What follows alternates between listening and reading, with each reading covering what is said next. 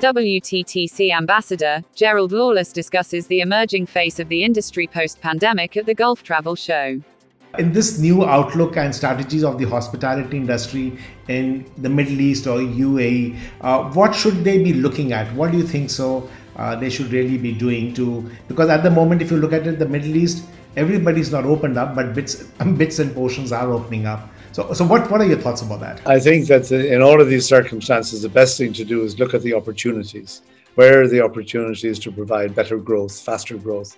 How can we evolve and develop the industry? And I think facilitating travel, well, as we used to say in the business, make it easy to buy. So if somebody wants to buy something in Dubai, they should be able to go from Muscat to Dubai and go back again if they want. I think that can only be beneficial. I think also within the industry, looking at the freedom of movement for staff. I know they've made huge progress here in the United Arab Emirates over recent years. What are your thoughts? The Saudi upcoming market is going to be undivided potential for growth, because I think every other country is watching with bated breath that what's Saudi going to do? How are they going to look at it? What are the plans to 2030? What's going to happen? So what's your thoughts on that? I think it's great for Saudi that they're doing what they're doing. They are now going to create a lot more opportunity for their citizens. They're going to modernize their society as well as their economy, and they're going to make themselves less dependent on oil. Do you think in the next few years, Middle East is going to be the hub for tourism, or the Makkah for tourism, where everybody must be coming in and spending time here and looking at this whole part of the Middle East?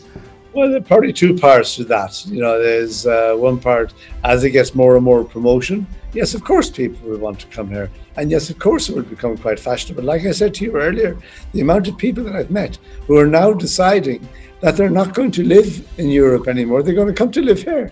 And yes, they'll go back to Europe maybe for a few months in the summer. I do think that it will continue to develop as a favoured tourism destination.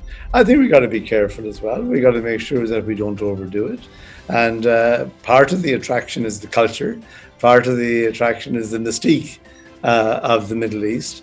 So you don't want to overdo that. And I think like they're doing in Saudi Arabia, like they've done here in Dubai, where you have areas where you have the beach hotels, but at the same time you can go into the desert and stay in a camp for the night.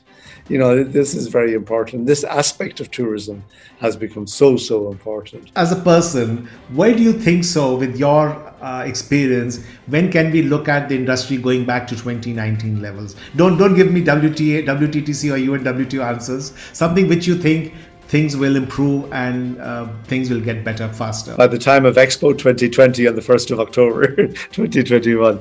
Well, I would say that for things to get back to some kind of normality, I think maybe we'll be well on the way this time next year for a very strong northern summer in terms of tourism. And I do think that you have all the ifs, buts and maybes, but you certainly have a lot of considerations over the next several months. As per Amadeus' recent study, 51% of travellers from the UAE keen to book international.